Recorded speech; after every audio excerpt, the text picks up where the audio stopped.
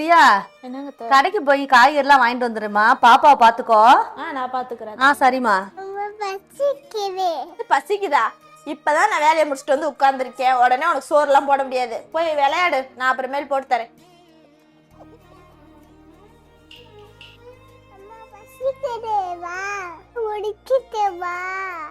அது விளையாண்டு முடிச்சிட்டியா? போ, அப்புறம் போட்டு தரேன்.